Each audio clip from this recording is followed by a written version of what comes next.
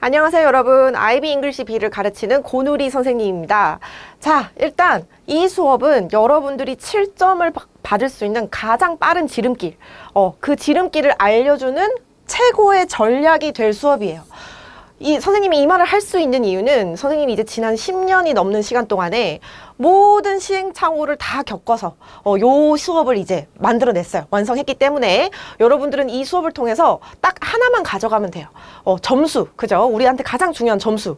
그래서 여러분들이 7점만 가져가면 되는데 선생님이 이제 이것을 최고의 전략 이렇게 표현한 이유는 아마 많은 잉글리시 B를 이제 수강할 혹은 수강할 계획을 가진 학생들이 전략적으로 이 수업을 선택을 했을 거예요. 학교에서 어쩔 수 없이 내 영어 실력이 잉글리시 B에 맞기 때문에 또는 내가 원하는 대학을 가기 위해서 어떤 고득점이 필요할 때 대부분의 학생들이 이제 잉글리시 B, HL 또는 SL 수업을 이제 듣게 되는데 그렇다면 여러분 시간 낭비하지 말고 그죠? 이 수업을 통해서 여러분이 원하는 그 고득점 7점을 가져가면 됩니다.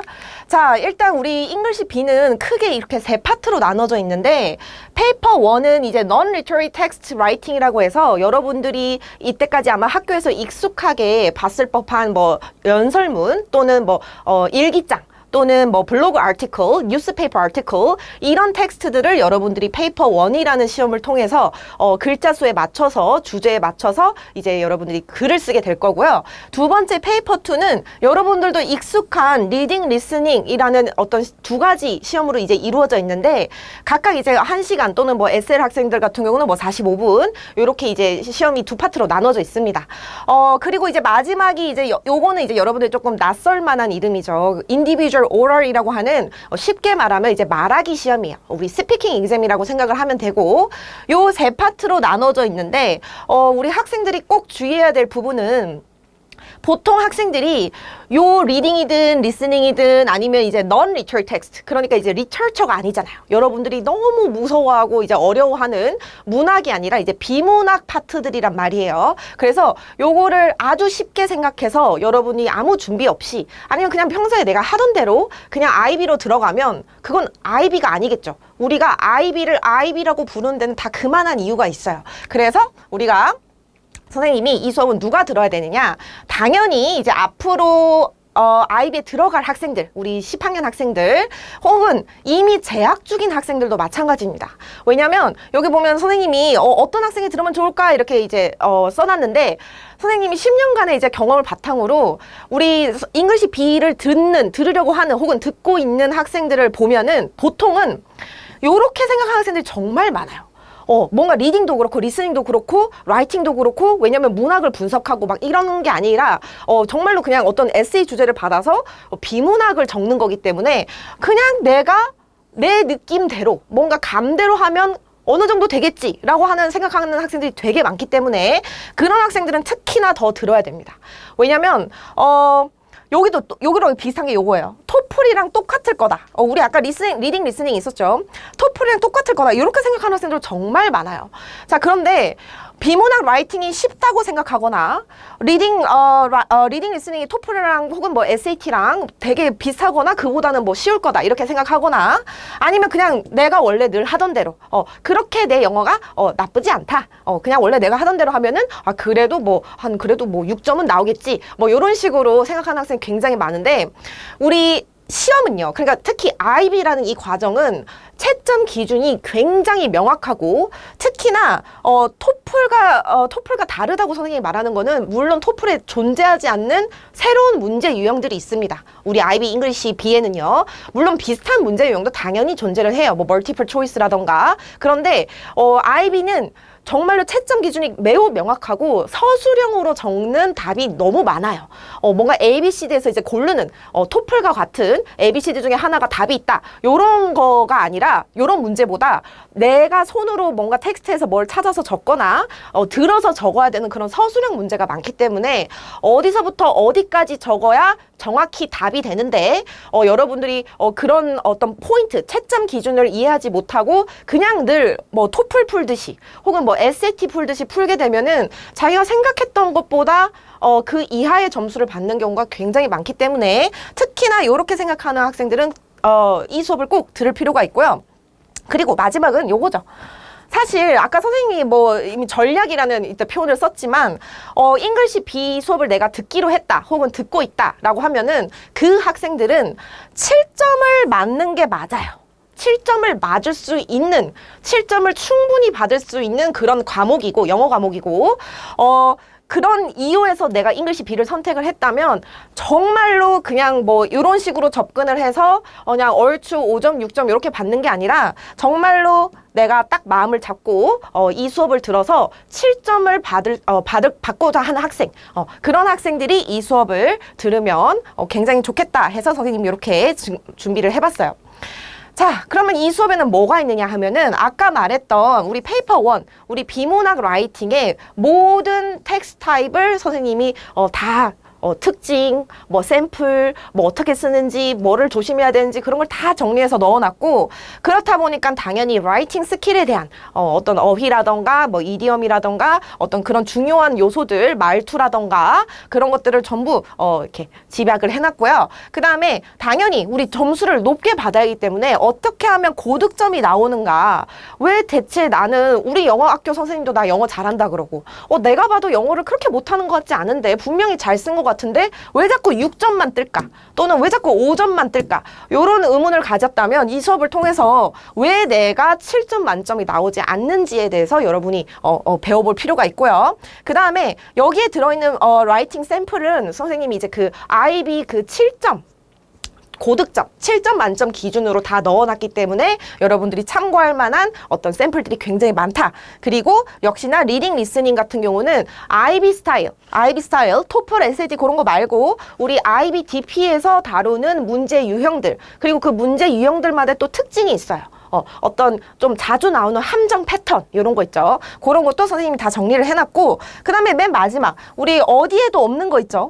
우리 토플에도 없고 SAT도 없고 어디에도 없는 거 말하기 시험입니다. 말하기 시험. 자, 요 말하기 시험은 SL 따로 HL 따로 선생님이 아주 자세하게 나눠서 샘플이랑 같이 설명을 해놨기 때문에 요것을 통해서 여러분들도 이제 말하기 시험을 잘 준비를 할 수가 있겠습니다. 자, 그러면 선생님 수업이 대체 왜 이렇게 스페셜 하느냐 볼게요. 자, 우리 잉글리시 B는요 아무래도 이제 마더텅 클래스가 아니다 보니까 의외로 여러분들도 아마 느끼고 있겠지만 잉글리시 B를 전문으로 하는 선생님들이 정말 잘 없어요. 뭐 학원에도 잘 없고 과외도 없어요. 보통은 어떤 거냐면 이제 잉글리시 A나 아니면은 뭐 AP 영어 선생님이나 영어를 가르치는 영어 선생님들이 약간 같이 겸해서 그냥 사이드로 이렇게 가르치는 경우가 굉장히 많은데 선생님 같은 경우는 잉글리시 A랑 잉글리시 B를 정말로 똑같은 어떤 비율로 똑같이 메인 서브젝트로 지난 10년 동안 가르쳐왔기 때문에 정말 잉글리시 B 수많은 잉글리시 B 학생들을 가르치면서 쌓아온 많은 데이터, 노하우, 실전 뭐 시험이든 시험 그 꿀팁이든 그런 거를 정말 많이 쌓아뒀기 때문에 이 수업은 여러분들이 반드시 가져가야 할 필요가 있다. 안 가져갈 이유가 없다. 그래서 예를 들면은 우리가 점수를 높게 받으려면 어떤 특정한 포인트가 필요한데 그게 대체 뭐냐 이런 것도 이제 담아놨고요. 그 다음에 선생님이 늘 강조하는 우리 채점 기준, 우리 잉글리시 B의 채점 기준에 맞춰서 어떤 라이팅이 됐든 리딩이 됐든 리스닝이 됐든 선생님이 이제 말하기 시험이 됐든 정리를 해놨고 가장 중요한 거는 사실 현장 경험이죠. 선생님이 말한 것처럼 정말 해외든 뭐 국내든 정말 다양한 학교의 그 잉글리시 B 학생들을 선생님이 가르쳐 오면서 선생님이 가르친 잉글리시 B 학생들 중에서는 고득점을 안 받은 학생이 없어요. 왜냐하면 정말 이 패턴을 읽고 그 다음에 어떻게 하면 내가 채점 기준을 제대로 이해를 해서 그 채점 기준에 맞게끔 하면은 고득점이 안 나올 수가 없단 말이에요. 그래서 여러분이 혼자서 할 때는 당연히 뭐 선생님의 그런 어떤 채점 기준이라던가 이런 IB가 원하는 그 방향이라던가 이런 것을 파악하기가 어렵기 때문에 선생님이 이 수업을 이렇게 준비를 해봤습니다. 자, 그래서 이 수업은 어떻게 쓰면 좋냐면 일단 먼저 말하고 싶은 건 요거 사실 이 마지막 포인트예요. 눈으로 구경 금지. 그 다음에 무작정 외우는 것도 안 돼요. 어차피 까먹어요. 다 알죠? 어차피 까먹습니다. 자, 눈으로 구경 금지는 왜냐면 우리가 라이팅이라는 건 운동이랑 똑같아요. 알겠죠? 운동이에요. 여러분이 운동을 하면은 한 번 한다고 해서 뭐 그게 갑자기 내가 갑자기 뭐 축구를 엄청 잘하고 골을 빵빵 넣고 그러지 않잖아요. 어떤 수많은 반복된 연습이 몸에 익혀야 라이팅을 잘해요, 여러분. 라이팅은 그러니까 몸이 하는 일이에요. 몸이 하는 일. 물론 여러분의 머리는 그 계획을 짜서 넣겠죠. 머리로는 그러니까 아이디어를 짠다거나. 근데 이 쓰는 거를 직접 안 해보면 절대로 여러분의 것이 될 수 없는 게 라이팅이에요. 그래서 그냥 우리 무슨 유튜브 영상 보듯이 그냥 이 인강을 그냥 구경만 하는 게 아니라 여러분이 선생님이 뭐 이렇게 뭐 샘플 같은 거 보여줄 거 아니에요, 영광에서. 그러면 여러분이 그 잠깐 이렇게 스탑 버튼 누르고 뭐 따라 적어 본다든지 뭐 한 문장 정도, 두 문장 정도 상관없어요.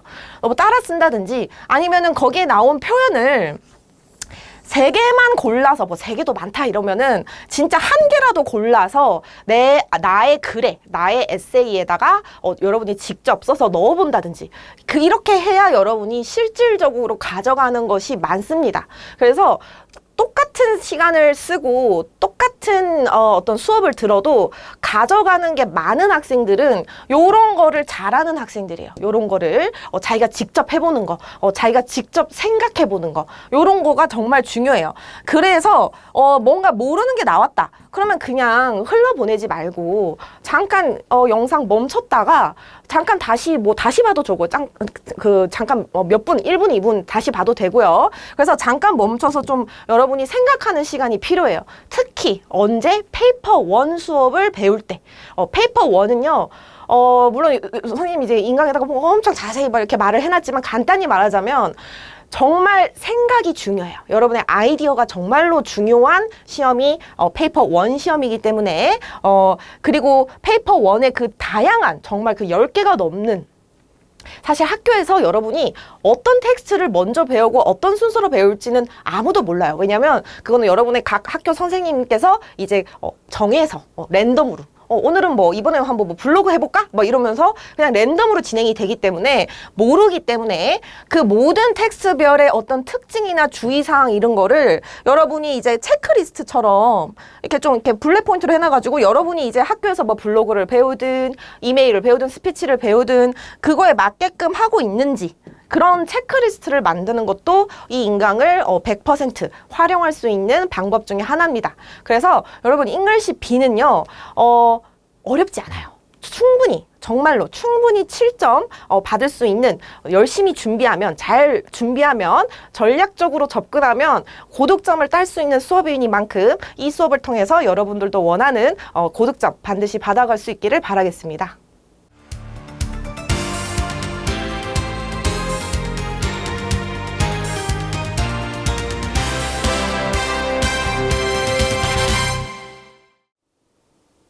안녕하세요, 여러분. 오늘은 우리 잉글리시 B의 어세스먼트, 그러니까 여러분들이 이제 그 시험을 치게 될 텐데 그 시험에 대해서 이해도가 높아야 우리가 어쨌든 어디서 점수를 얻을 수 있는지 혹은 이렇게 됐는지 알 수가 있겠죠. 일단 익스터널 어세스먼트를 먼저 볼 건데 요거는 선생님이 지난번에 이제 설명을 해줬던 것처럼 이제 라이팅입니다.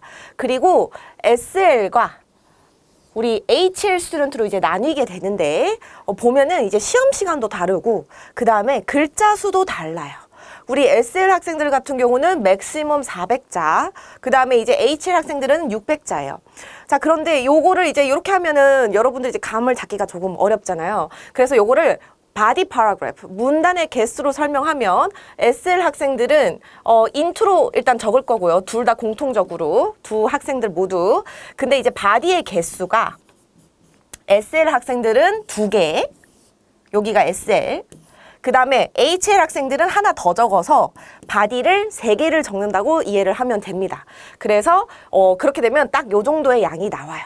그래서 400자와 600자고 여기서 이제 좀 팁을 주자면 아마 여러분들이 이제 잉글리시 B를 이제 배우기 시작하면 분명히 학교 선생님들께서도 그런 코멘트를 주실 건데 글자 수가 여기 보면 미니멈 있죠, 여러분. 250자, 450자.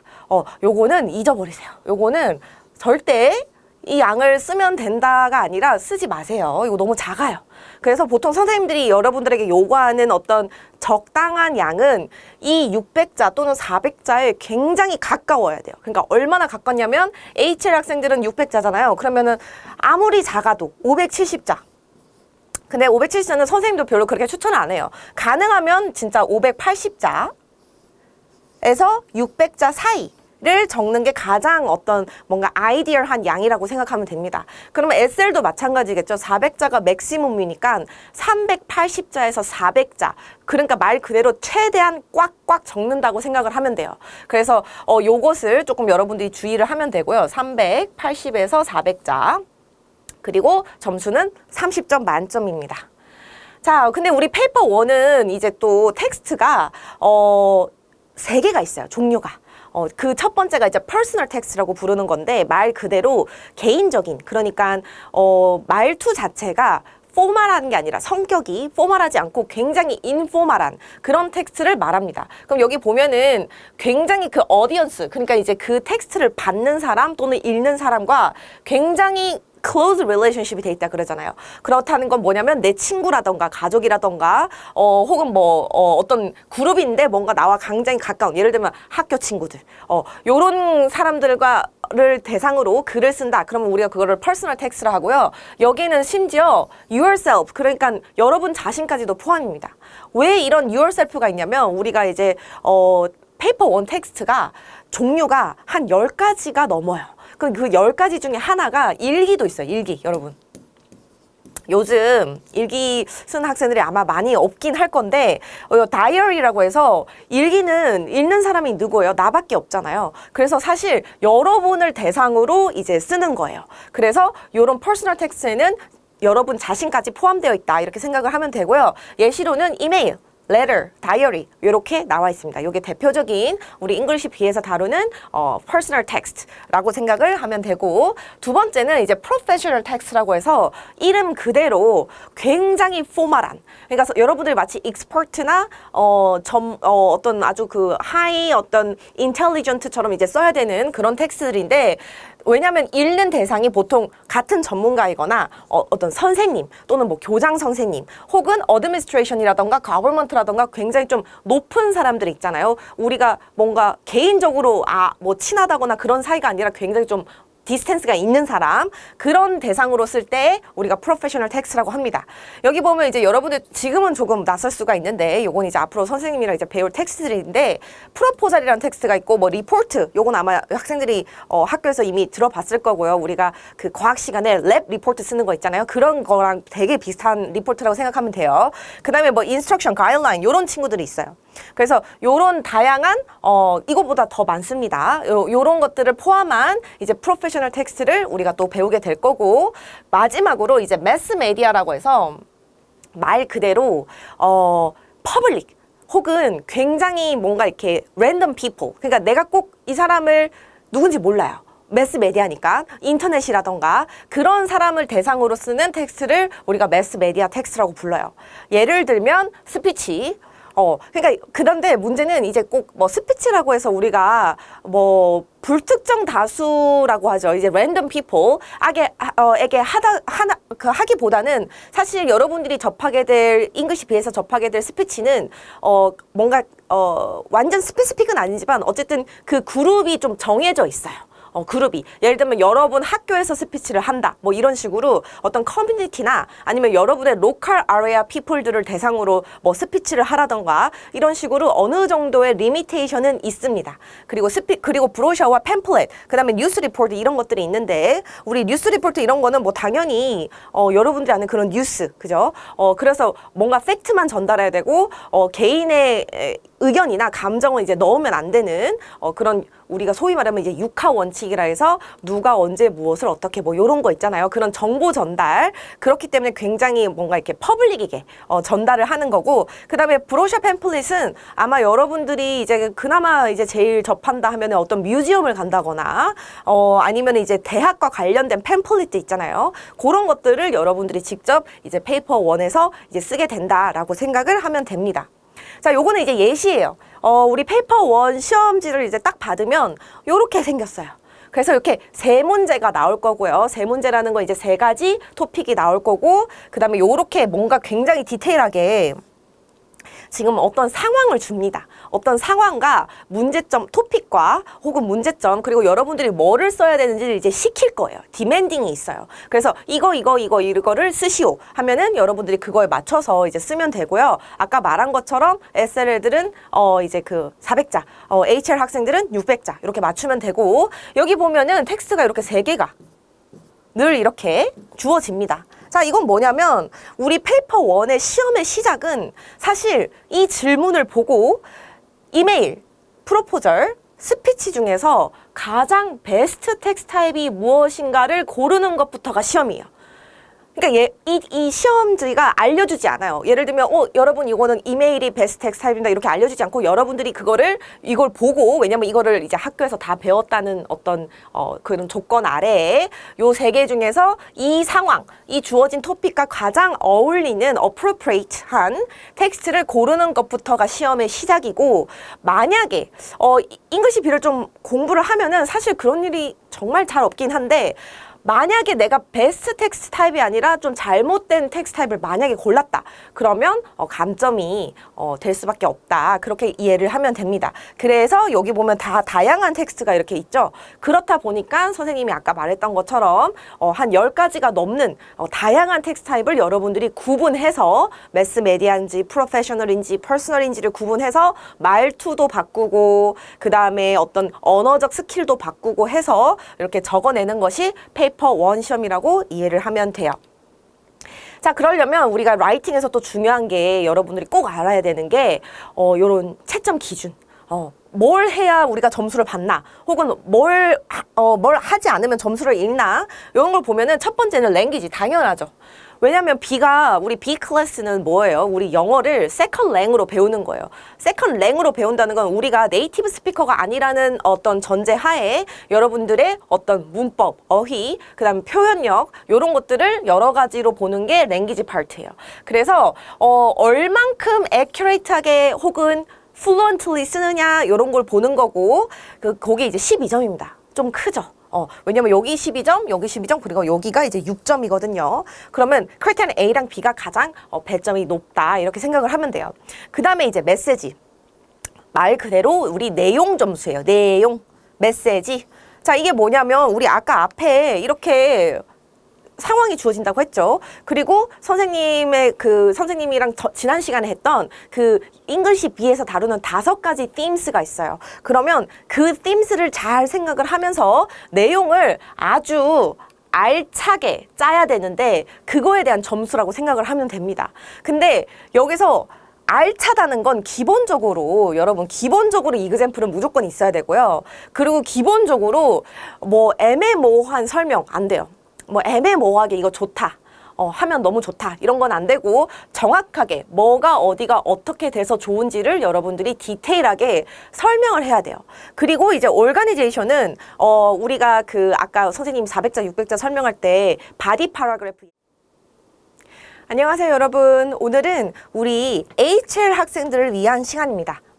왜냐면 우리 앞서서 선생님이 이제 여러분들에게 설명해 줬던 것처럼, 이제 HL 학생들은 이제 학교에 가면 2년 동안 혹은 빠르면 1년 반 동안 이제 책 2권을 배울 건데, 리터처를 배우게 될 거예요. 그러면 어쩔 수 없이 우리가 English A 있죠. 우리 Mother Tongue Class, 그 친구들만큼은 아니지만 그래도 우리 English B, HL 학생들도 어느 정도는 리터처를 분석을 해서 이제 뭔가 기법 같은 거 있잖아요. 그런 걸 통해서 설명할 수 있어야 되는데, 그걸 위한 어떤 베이직 디바이스들입니다. 그래서 요거는 사실 여러분들이 이제 7학년, 8학년, 9학년 때 익히 들어오던 것들 중에 하나예요. 근데 선생님이랑 이제 같이 다시 그냥 복습한다고 생각을 하면 되고, 자, 포인트 오브 뷰는 말 그대로 우리 한국말로 하면 시점이죠, 시점.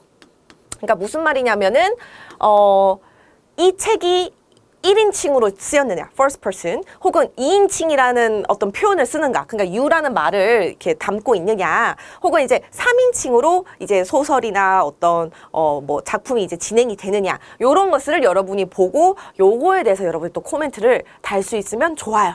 무조건 이거에 대해서 토킹을 해야 된다 이런 건 아니지만 그건 여러분의 이제 어떤 선택지겠죠, 그죠? 어떤 선택할 수 있는 것들. 그래서 1인칭은 당연히 뭔가 이제 그 퍼스널 보이스이기 때문에 굉장히 감정을 있는 그대로, 주인공의 감정을 있는 그대로 이제 표현하는 그런 장점이 있고, second person은 you잖아요, you. So directly talking to readers 이런 효과가 있기 때문에 리더들은 굉장한 어떤 engagement, 인볼브먼트를 느끼게 하는 그런 효과가 있고, 그 다음에 third person은 아무래도 이 first person에 비해서는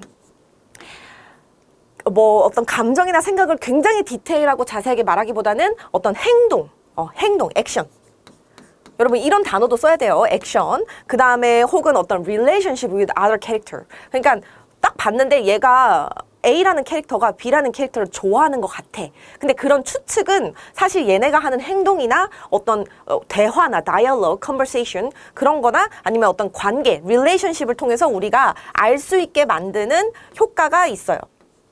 그래서 그 3인칭은 뭔가 우리가 guess하게 만드는 그것 때문에 우리가 또 인게이지먼트가 되는 그렇다 이렇게 이해를 하면 됩니다. 그래서 선생님이 이렇게 정리를 해놨고 그래서 뭐 클로즈고 뭐 인클루시브 랭귀지를 쓰고 요런 게 있다. 그러면 이제 뭐 센스 오브 유니티도 만들어지고 뭐 빌롱잉도 느낄 수 있고 요런 것들을 기본적으로 여러분들이 이해를 하고 있으면 돼요. 왜냐하면 우리가 어떤 리터처를 사실 공부할지 아무도 모르잖아요. 그런데 어떤 책을 보든지 뭔가 이런 first person을 만나면 요런 장점이 있구나 요렇게 이해를 하면 됩니다. 그 다음에 first person 같은 경우는 근데 굳이 이제 한 가지 문제점이라고 하긴 좀 그렇고 특징을 좀 고르자면 limited perspective예요. 그러니까 무슨 말이냐면 한 명의 입장, 그러니까 우리가 흔히 말하면 이제 주인공이겠죠. 주인공 입장에서만 이야기가 다 진행이 돼요. 그러다 보면은 주인공의 어떤 바이아스나 주인공이 오해하는 것들 있잖아요. 나중에 뭐 진실이야 밝혀지겠지만 주인공이 뭔가 잘못 생각하고 있다던가 그런 것들을 우리가 있는 그대로 따라가야 돼요. 그거를 거절할 수가 없어요, 우리가. 그죠? 주인공을 바꿀 수 없기 때문에. 자, 그래서, 이런 리미티드 퍼스펙티브가 생긴다. 혹은 뭐, 바이아스 이런 게 우리가 이제 우리에게 뭔가 이렇게 영향을 줄 수 있다. 그렇다 보니까, unreliable narrator라는 표현이 있는데, 요건 뭐냐면, 이 주인공이 unreliable. 무슨 뜻이에요? 말 그대로 믿기가 힘들다. 얘가 오브젝티브 하진 않다. 얘가 지금 착각하는 것 같다. 실수하는 것 같다, 오해하는 것 같다 이런 식으로 unreliable narrator라는 어떤 특징이 생겨요. 그게 first person이 가지는 아주 이 친구만 가질 수 있는 특징입니다. 그래서 이런 특징도 여러분이 좀 잘 기억을 해놨다가 앞으로 이제 학교에서 이제 리터처를 배울 때 만약에 1인칭이에요. 뭐 아이 뭐 어쩌고저쩌고 해요. 주인공이 막. 그러면 요런 특징이 있겠구나를 이제 여러분이 잘 생각을 해놨다가 요걸 이제 말하기 시험 혹은 이제 학교에서 뭔가 활동을 할 때 말을 해주면 좀 좋겠다. 그 다음에 이제 세컨드 퍼슨도 선생님이 아까 말한 것처럼 뭔가 you라고 이제 직접적으로 calling 하는 거기 때문에 뭔가 immediacy를 조금 만들어냅니다. 지금 당장 뭔가 내가 그러니까 리더들이 뭔가 해야 될 것 같고, 그 다음에 뭔가 이제 둘 중 하나인데, 좋은 말을 할 때도 you를 할 수가 있고, accusatory tone이라고 해서 약간 혼낼 때, 뭐, you should do your homework. 약간 요럴 때, 그런 톤이 쉽게 만들어진다. 조금 이렇게 극단적인 톤이 나오기가 쉽다. 요런 특징을 조금 알고 있으면 좋아요. 그리고 사실 이 you 같은 경우는 꼭 리터처가 아니라 우리 페이퍼 1 알죠? 우리 라이팅 하는 거 거기에 보면은 정말 이 you를 잘 쓸 수 있어야 돼요. 잘 스피치든 이메일이든 뭐 블로그든 그런 데서도 이 you는 아주 그 활용도가 굉장히 높기 때문에 요거는 리터처뿐만 아니라 여러분의 페이퍼 1을 할 때도 좀 잘 이해를 하고 있어야 됩니다. 그 다음에 third person 같은 경우는 아까 선생님이 말한 것처럼 좀 이렇게 거리감이 있죠. 직접적으로 절대 말하지 않아요. 그 캐릭터의 생각이나 감정이나 솔직한 마음 같은 거. 그래서 우리가 뭔가 인터프리테이션을 하게 만듭니다. 인터프리테이션을. 그래서 그리고 또 이제 우리 third person만이 가지고 있는 특징이 뭐냐면 multiple perspective가 가능해요. multiple perspective. 이게 무슨 말이냐면 캐릭터마다 캐릭터가 여러 명이 나오는데 그 캐릭터별로 시점이 다 있는 거예요. 그래서 챕터 1은 뭐 캐릭터 A의 퍼스펙티브로 막 이야기가 진행이 돼요. 근데 뭐 한 챕터 한 6에 갔는데 갑자기 캐릭터 B가 나와요. 그럼 이제 B의 시점으로 막 이야기가 진행이 되는 거예요. 그래서 요것도 third person만이 가질 수 있는 어떤 특징이 있다. 요런 게 가능하다. 요런 기능이 가능하다. 그래서 뭐 작품으로 예를 들면은 요즘 우리나라의 이제 한강 작가님이 이제 그 노벨상 받으셨잖아요. 거기 보면 이제 소년이 온다. 뭐 이런 작품이 있습니다. 소년이 온다. 소년이 온다가 딱 요거예요. 멀티플 퍼스펙티브. 그래서 챕터마다 시점이 바뀌어요. 여러 인물들이 나와서 그런 작품도 가능하다. 그렇게 생각을 하면 되고, 우리가 좀 예시를 볼게요. 그러면 이거를 어떻게 우리가 설명을 해야 되는가? 리처처를 만났을 때 요거는 이제 홀리스 브라운 그 노래입니다. 노래 가사고요. 여러분들 이제 의아할 수도 있죠. 웬 노래 가사? 이럴 수도 있는데 우리 IB 잉글리시에서는 노래 가사를 시와 같은 리처처로 보기 때문에 이거는 리처처라고 그냥 생각을 하면 됩니다. 자, 그래 여기 보면은 선생님이 이제 파란색 글씨로 이제 표시를 해놨죠.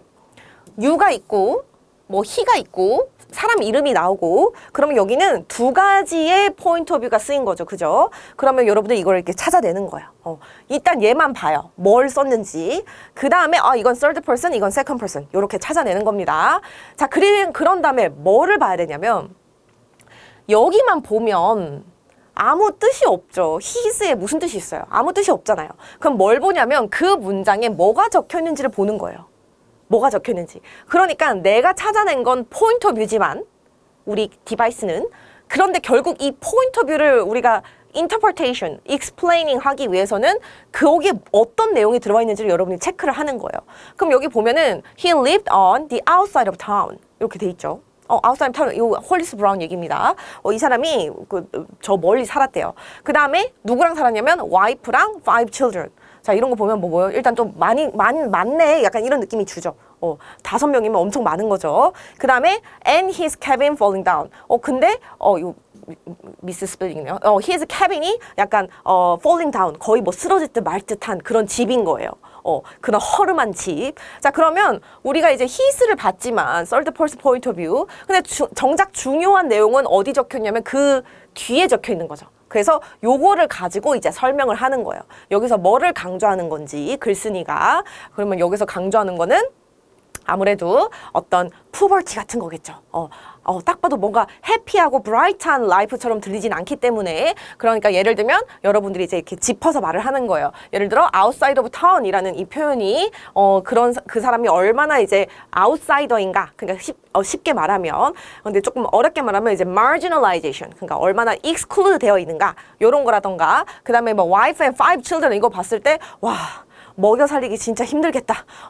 집에 가족들이 너무 많다. 이런 게 알 수 있기 때문에 뭐 responsibility나 뭐 breadwinner, 우리 가장이란 뜻이죠. 그래서 요런 게 조금 강조가 되는 것 같고 그 다음에 cabin falling down은 아까 쌤이 말한 것처럼 뭔가 거의 쓰러질 듯한 집을 표현한 거기 때문에 굉장히 이 사람이 가난하구나.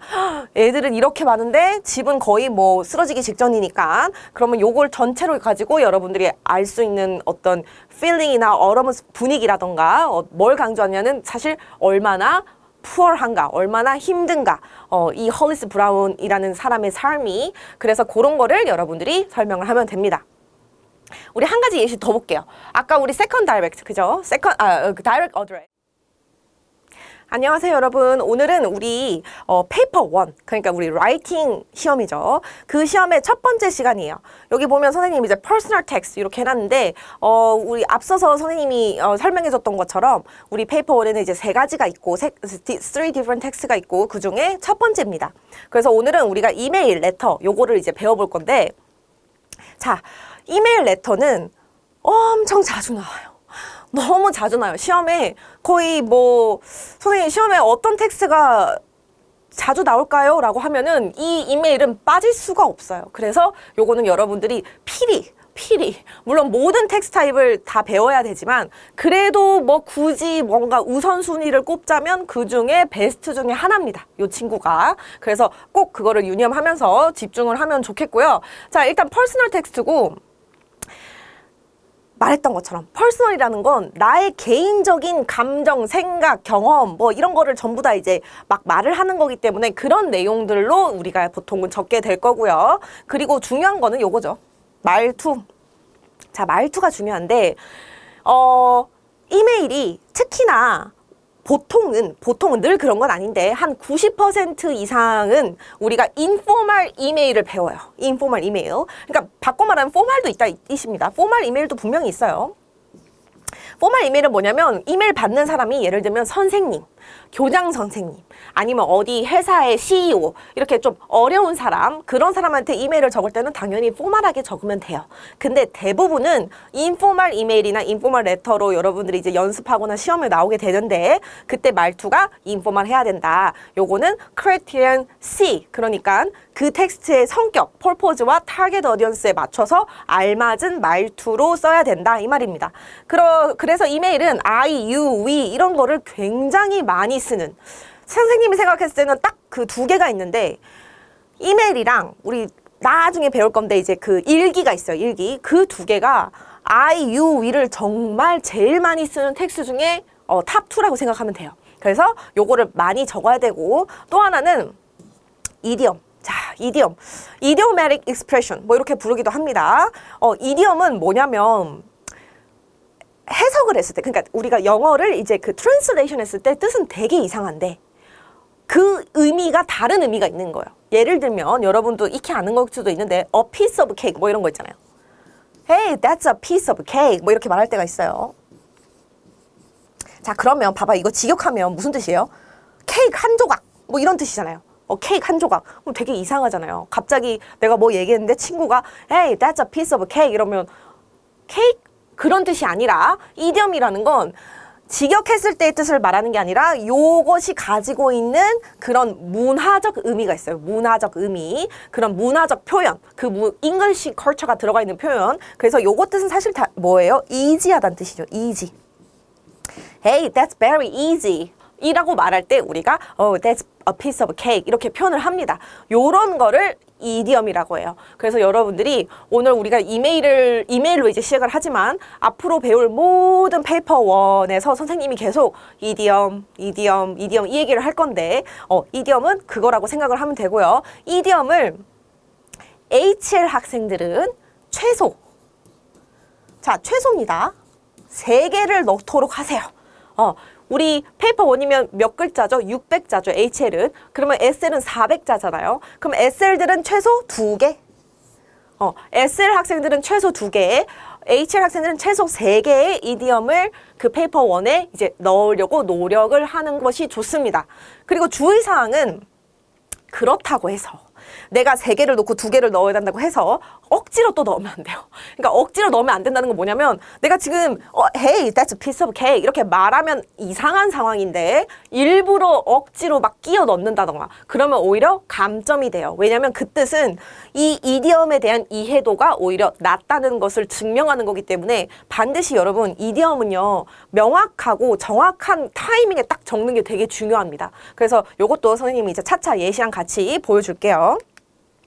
자, 일단 우리 피처 볼게요. 포맷 중요하죠. 왜냐면 Criterion C죠. 영어 실력과 관계없는 Criterion C.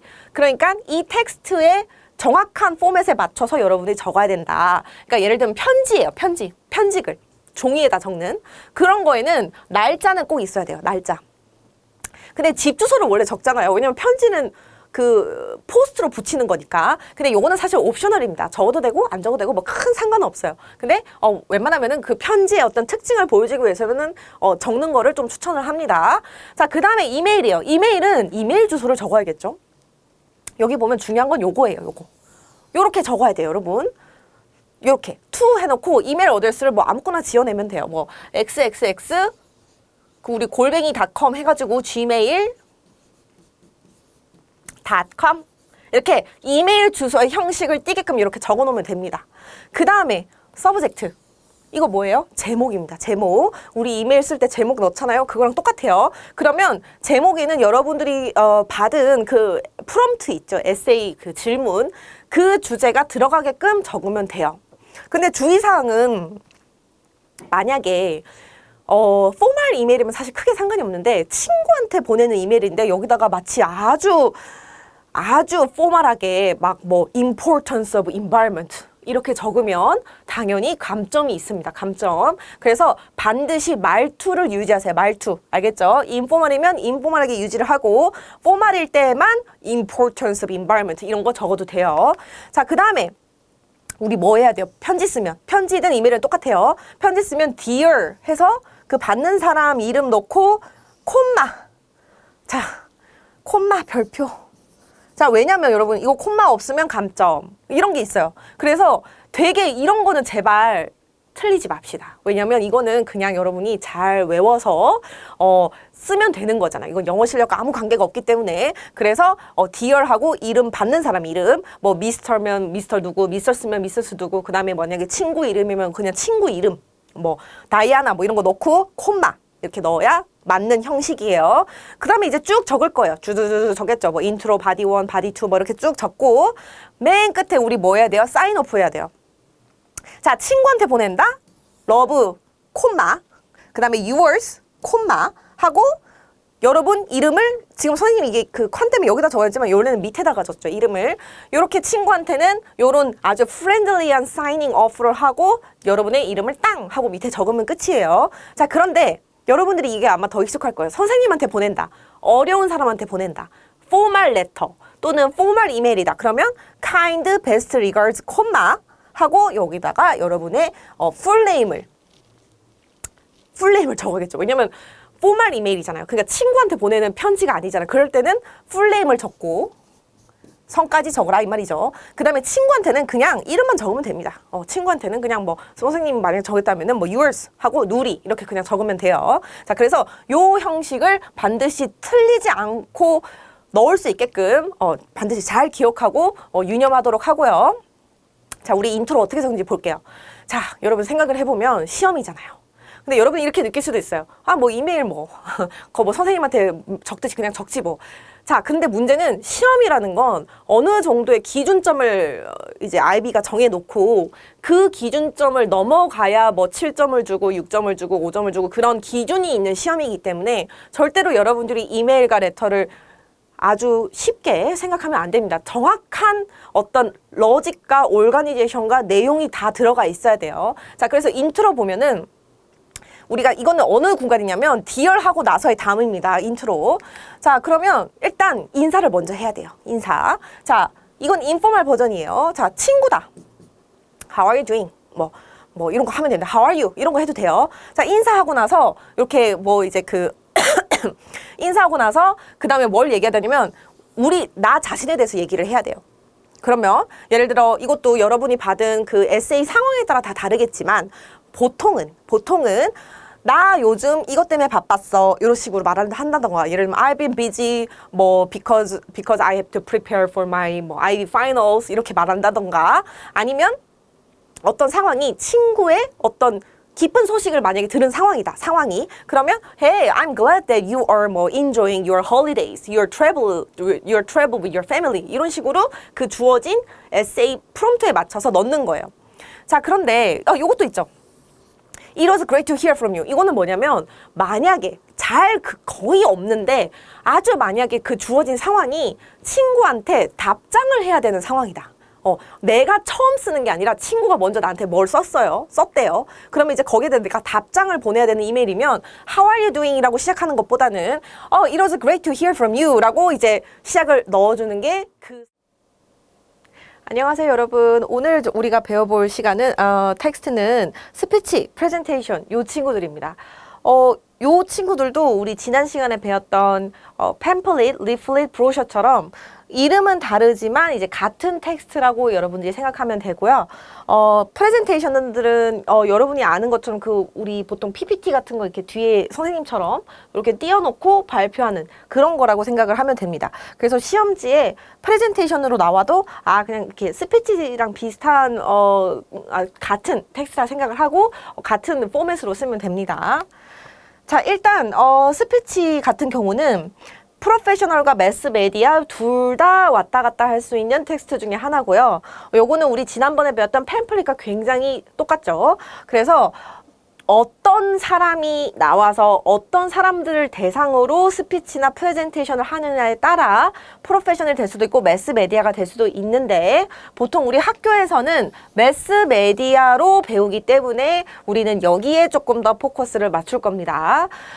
물론 그 주어지는 질문에 따라 프로페셔널이 나올 수도 있지만 그렇게 되면은 이제 아무래도 내용 자체가 그러니까 예를 들면은 사실 선생님이 하고 있는 이런 PPT 이런 것도 사실은 프로페셔널의 성격을 띠고 있는 거죠. 왜냐면 이제 전문 지식이라던가 전문 용어 같은 것들이 이제 막 나오기 때문에 그렇다 보니 그런 건 이제 학생들에게 너무 이렇게 조금 즉석에서 만들어내기는 너무 어렵기 때문에 보통은 스피치를 이제 매스메디아의 성격으로 넣어서 학교에서 시험을 친다거나 연습을 하게 될 거예요. 그렇다 보니까 말투는 인포멀에서 세미포멀 또는 이제 프로페셔널이다. 만약에 그런 포멀까지도 갈 수 있고요. 보통은 우리는 여기에 있을 겁니다. 세미포멀에 있을 거고 그렇다 보니까 자동적으로 레지스터는 요렇게 나올 거예요. I나 U나 We를 이제 여러분들이 막 섞어서 써서 말투나 분위기 자체를 또 그 세미포멀하게 만드는 효과도 있지만 우리의 어디언스 있죠. 우리 스피치를 듣고 있는 그 여러분 앞에 있던 그 많은 사람들, 그 많은 사람들을 우리가 어드레스를 해줘야 돼요. 이렇게 U나 We를 가지고 그 다음에 역시나 이디엄은 프로퍼하게 써야 된다. 이런 거를 좀 간단하게 기억을 해놓고 자 본격적으로 우리가 피처를 볼 건데 여기 보면은 directly addressing audience 이런 게 있어요. 그게 요거는 이따가 선생님이 이렇게 뒤에 가면 이제 다시 말해줄 건데 우리가 이제 선생님이 왜 수업 시작할 때마다 사실 뭐 안녕하세요 이렇게 인사를 하잖아요. 그거랑 약간 비슷해요. 그래서 본격적으로 무슨 말을 하기 전에 그 어디언스를 불러주는 거예요. 여러분 이렇게 선생님이 부르듯이 이렇게 불러주는 거예요. 불러주고 나서 이제 시작하면 됩니다. 그리고 전체적으로 스피치는요 뭐가 가장 중요하냐면 그리고 뭐가 제일 어렵냐면 요겁니다. rhetorical device. 그러니까 이게 뭐냐면 여러분들이 아마 10학년이나 9학년 때 조금 많이 배워봤을 거예요. 예를 들어 쉽게 말하면 그 언어적인 그런 테크닉이죠. 언어적인 테크닉, 스킬 같은 거. 그래서 우리가 스피치라는 건 이제 내가 이렇게 사람들 앞에 서가지고 물론 내용은 다 다를 수 있지만 이 사람들을 내 편으로 만드는 게 목적이에요. 그러니까 내 말을 듣게 만드는 거. 그러니까 내가 무슨 말을 하든 간에 나를 서포트하게 하고 나의 말에 agree 하게끔 하는 게 스피치의 목적이에요. 프레젠테이션의 목적이고 그렇다 보니까 우리가 그냥 이렇게 서가지고 자 이거는 이거고 이거는 이거고 이거는 이겁니다. 이렇게 하면은 설득력이 떨어지는 거예요. 설득력. 그렇다 보니까 우리가 언어적인 스킬을 넣어서 설득력을 높이기 위한 게 이제 스피치만이 가지는 가장 큰 특징이에요. 가장 큰. 우리가 이때까지 그래도 꽤 여러 가지 텍스트를 이제 배워오면서 이번 유닛까지 왔는데 앞서 배웠던 다른 텍스트들과 달리 스피치는 요 파트가 굉장히 강하게 요구되는 언어적 스킬이 강하게 요구되는 텍스트라고 생각을 하면 됩니다. 자, 그래서 선생님이 여기다가 뭔가 리스트업을 해놨어요. 그나마 쉬운, 그죠? 그나마 우리에게 친숙한, 우리가 쓸만한 rhetorical device를 리스트업 해봤는데, 예를 들면 여기 보면은 뭐 repetition, 이거는 뭐 1등. 무조건 압도적인 1등. 그 다음에 rhetorical question, 요것도 그냥 공동 1등으로 볼게요. 공동 1등. 그러니까 요거는 여러분이 뭐 그 훅 센텐스나 토픽 센텐스에 그냥 rhetorical question, 그러니까 퀘스천 형태로 넣어서 주제 넣고 퀘스천 형태로 적은 다음에 그냥 그거에 대해서 여러분이 설명하면 됩니다. 그거 자체가 스킬이 이미 들어간 거예요. 그래서 repetition은 말 그대로 똑같은 단어나 똑같은 문장을 반복하면 돼요. 얼마나 쉬워요. 그죠? 왜냐면 선생님이 보통 다른 텍스트 타입 할 때는 똑같은 문장 구조는 안 돼.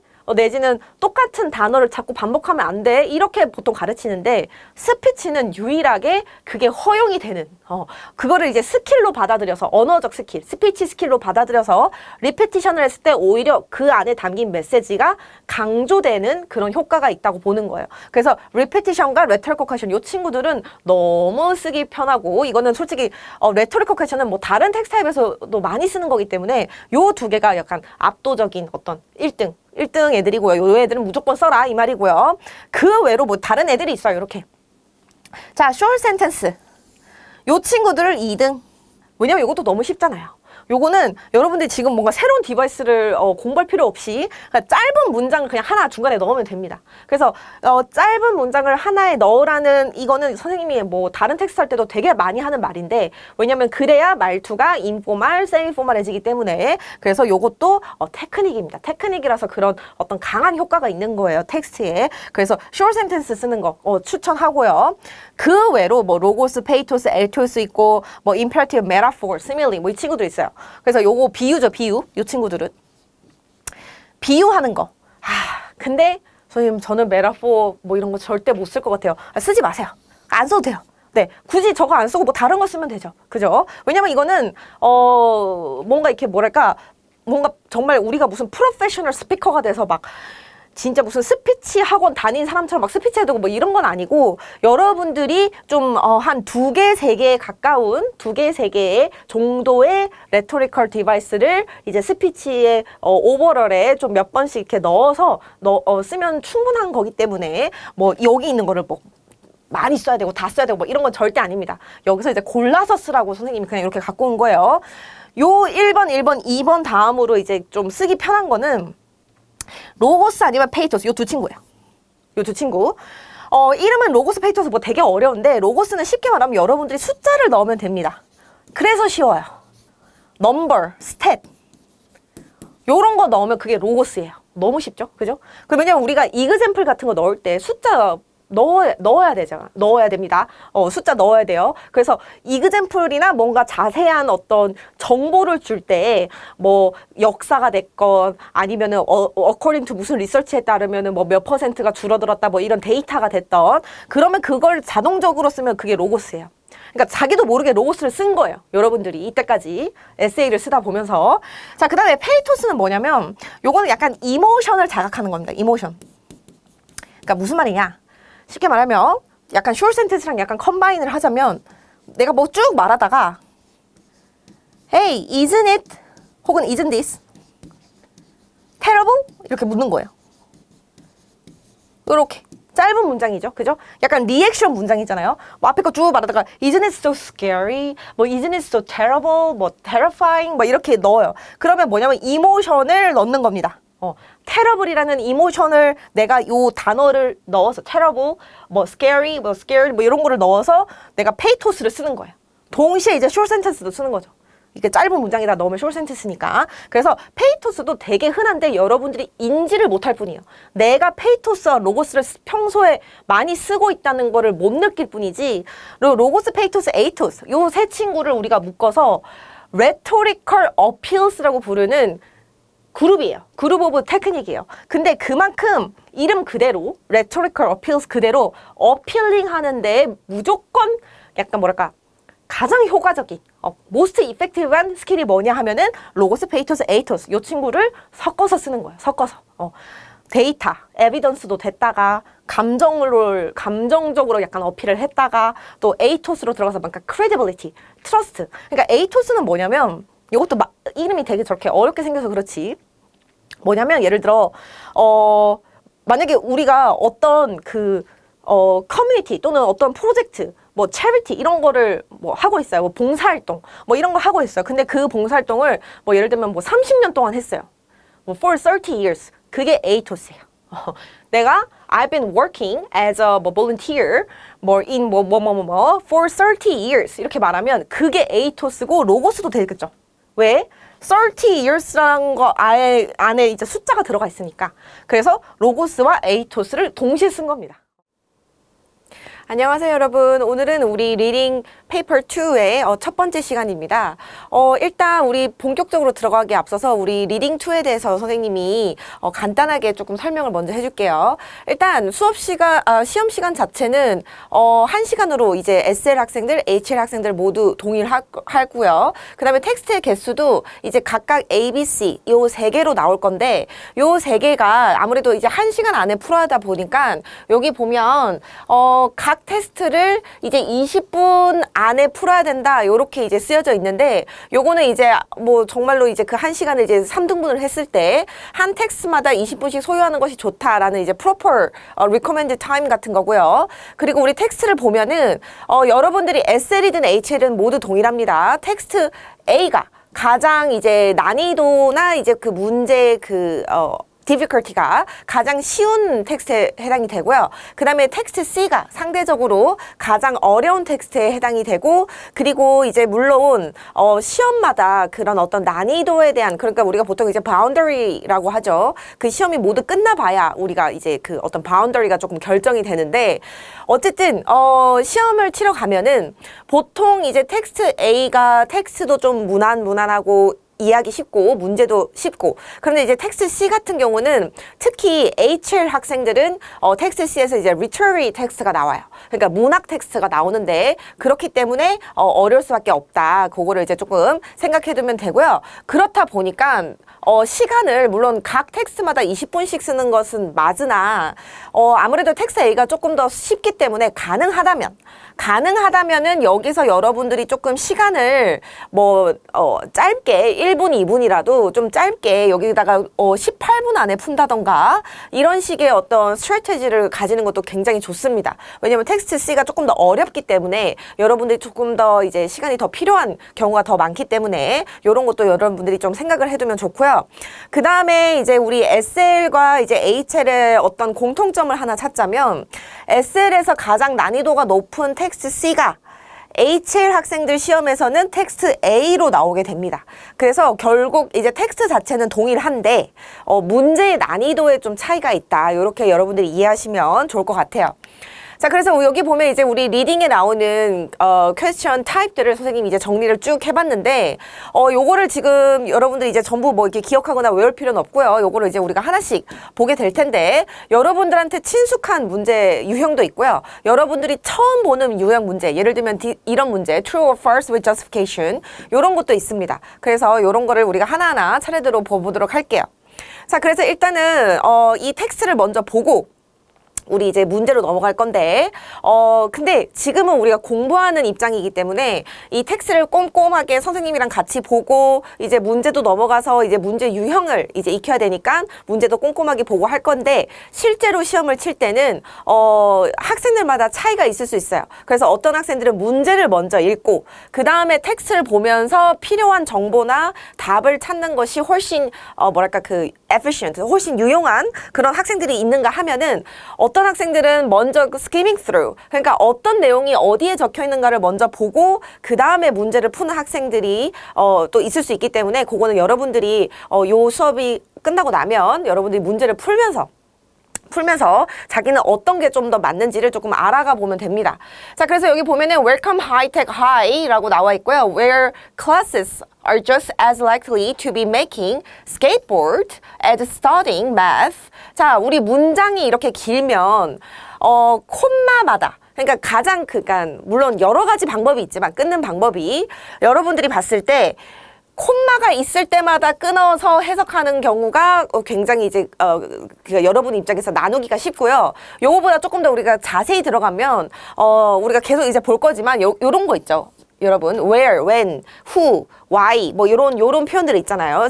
우리가 5Ws라고 부르는 것들, 그 다음에 how 같은 것들, 요런 거 앞에서 끊는 경우가 또 많은 케이스로 있습니다. 그래서 여러분들이 해석할 때 문장이 좀 길다 하면은 그냥 끊어서 해석을 하면 돼요. 절대로 한 번에 해석하려고 하면 안 됩니다. 왜냐면 리딩이라는 건 단어 하나에 따라서 뜻이 완전히 변할 수 있기 때문에, 여러분들이 한 번에 해석하려고 하다 보면은 나도 모르게 중요한 단어를 놓치고 그냥 뭉그뜨려서, 그러니까 대충 좀 크게 broadly 이렇게 해석하는 경향이 있을 수 있기 때문에 지금 공부할 때는 이렇게 끊어서 꼼꼼하게 읽는 연습을 먼저 해서 여러분들 리딩 스킬을 조금 더 올린 다음에, 그 다음부터는 여러분들이 조금 어느 정도 그게 익숙해졌다 하면은 이제 뭐 한 번에 읽어서 이제 해석하고 넘어가고 그런 걸로 이제 단계별로 가면 돼요.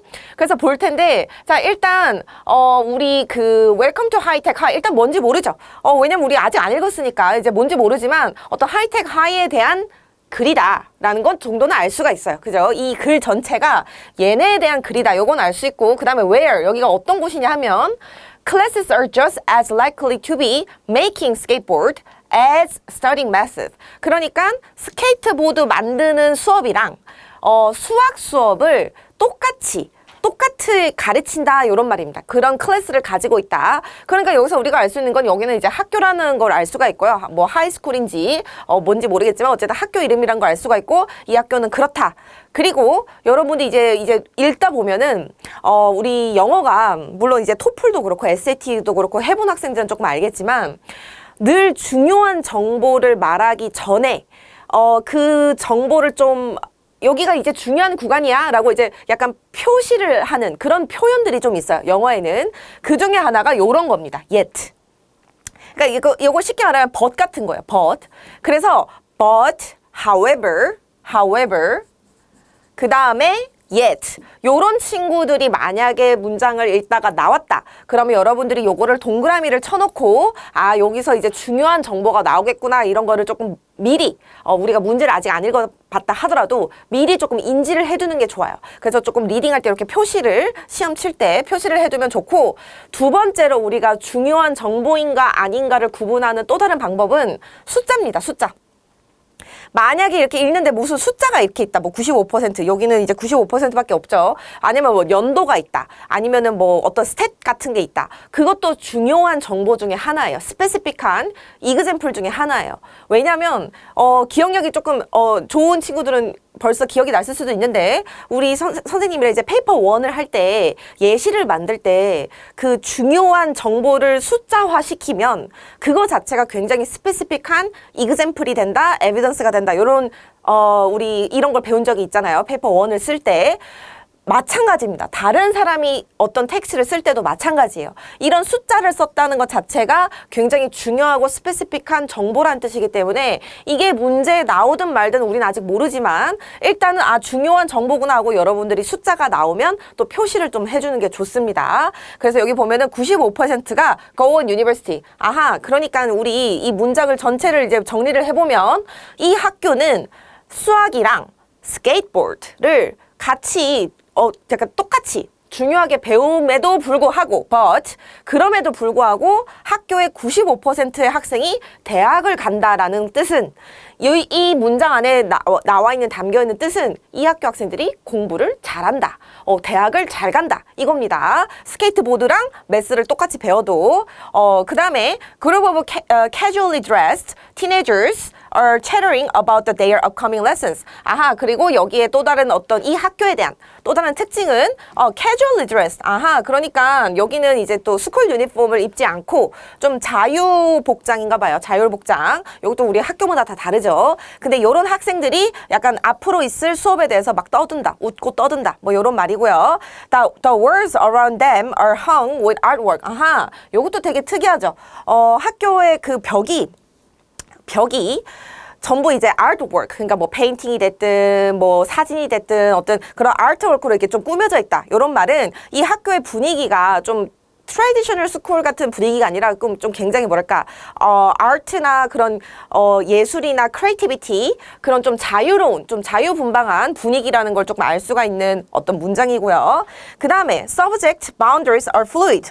요 문장도 이제 또 짧기 때문에 subject boundaries are fluid. fluid라는 건 이제 그 액체 같은 걸 말하는데 여기서는 이제 그 subject가 뭐 액체다 이런 말이 아니라 boundary가 액체라는 말은 그 subject를 나누는 그 기준점이 굉장히 애매하다. 그러니까 좀 이렇게 뭐 섞여 있다. 좀 이렇게 정확하게 빡빡빡 이렇게 수학, 영어, 과학 뭐 바이오 이렇게 나눠져 있는 게 아니라 좀 애매모호하다 이런 말이고요. 그 다음에 Maths and Physics are taught as one. 아하, 그러니까 방금 읽은 이 문장에 대한 예시 같은 게 되겠네요. 이그젬플. 자, 이그젬플이 뭐냐면 수학이랑 피직스. 안녕하세요 여러분. 오늘은 우리 리스닝의 첫 번째 시간입니다.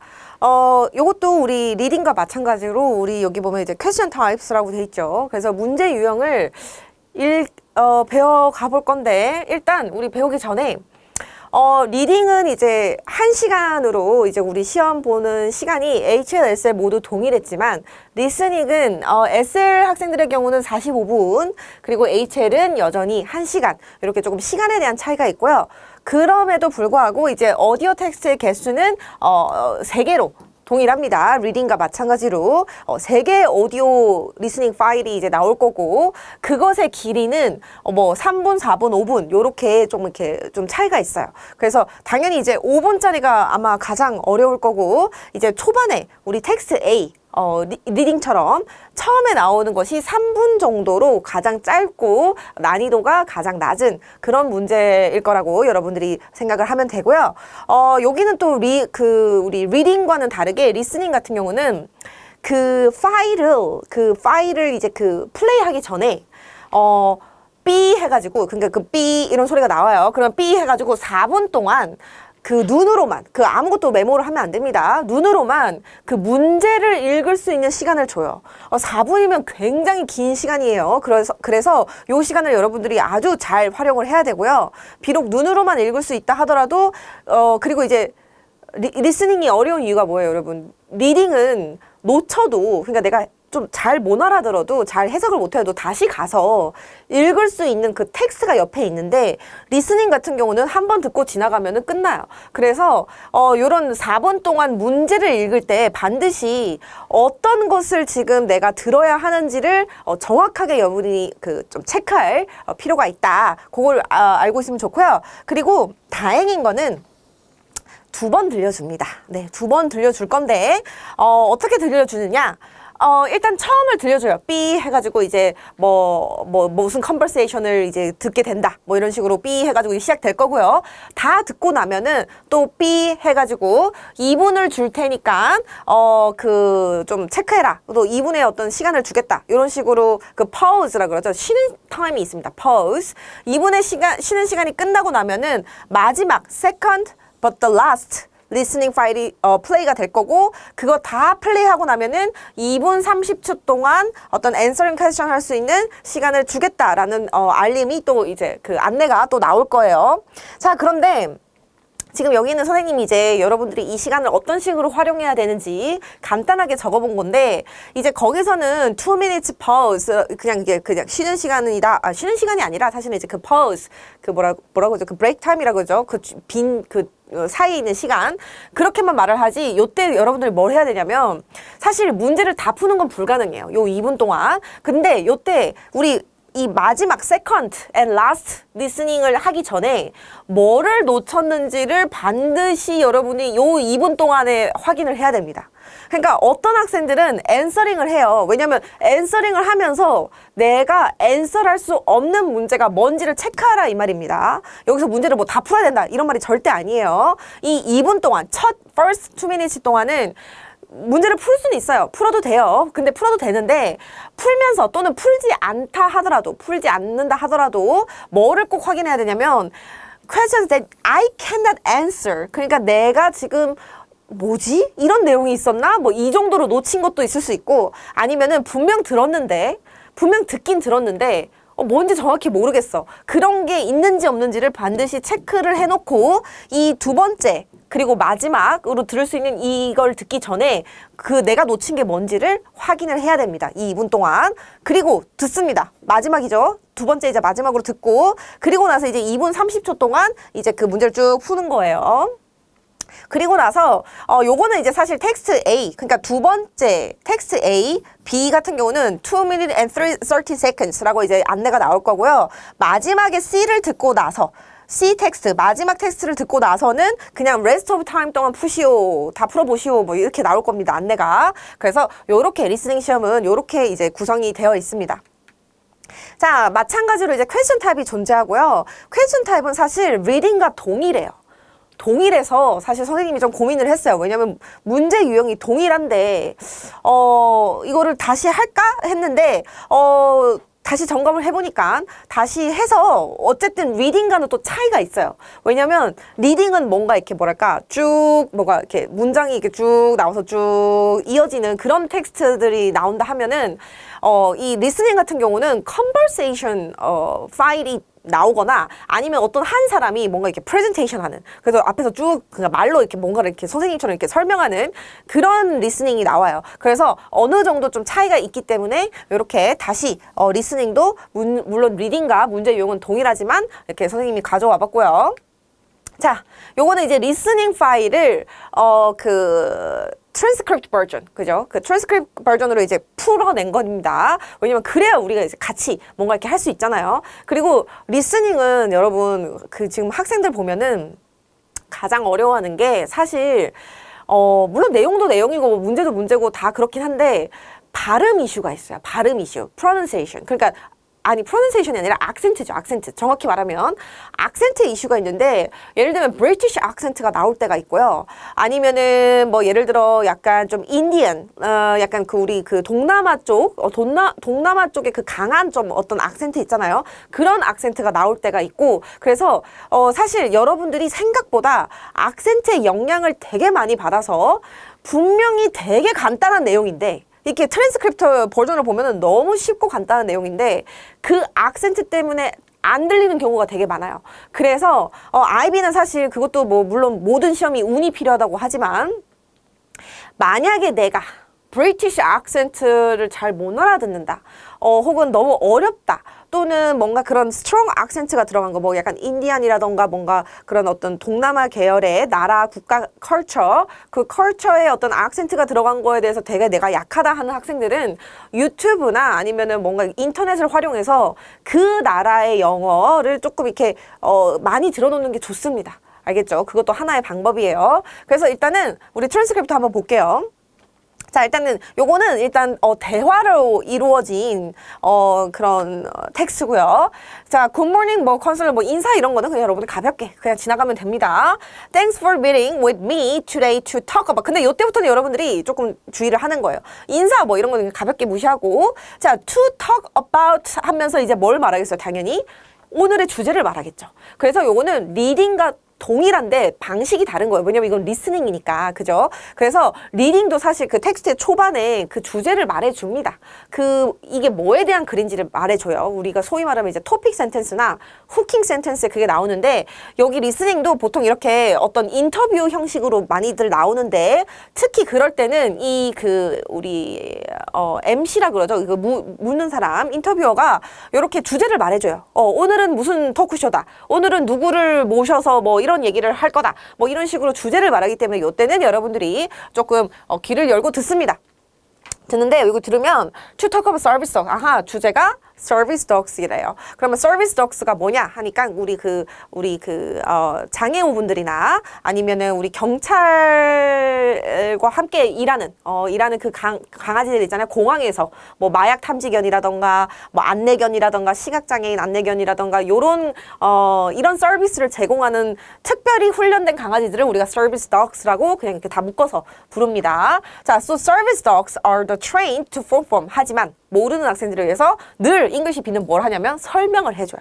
그래서 내가 만약에 서비스 독스가 뭔지 모른다 하더라도 이게 뭐야 하고 당황하는 게 아니라 그 뒤에 뭐라고 설명하는지를 잘 들으면 돼요. 자, so service dogs are trained to perform task for their handlers. 아하, 그러니까 자기들의 핸들러, 그 주인 있죠. 그걸 핸들러라 하는데 핸들러들을 위한 어떤 태스크, 자기들이 맡은 임무, 그것을 퍼폼하는 강아지들을 말한다.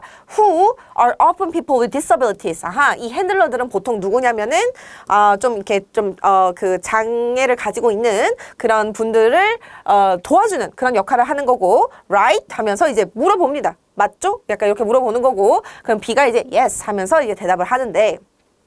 여기는 사실 그렇게 크게 들어가진 않았어요. 왜냐면 이 문제 유형은 이따가 선생님이 보여주겠지만 이 사람의 리액션을 잘 봐야 되는 뭐 그런 문제 유형까지는 아니에요. 하지만 전반적으로 리스닝은 뭐가 중요하냐면 리액션이 중요해요. 리액션. 그러니까 뭔가 한 사람이 쭉 뭔가 말할 거예요. 뭐 인사하고 뭐 주제 말하고 뭐 이거 맞죠? 저거 맞죠? 하고 이렇게 질문을 할 겁니다. 그러면 이 사람의 첫 리액션을 잘 들어야 돼요. 왜냐면 거기서 뭔가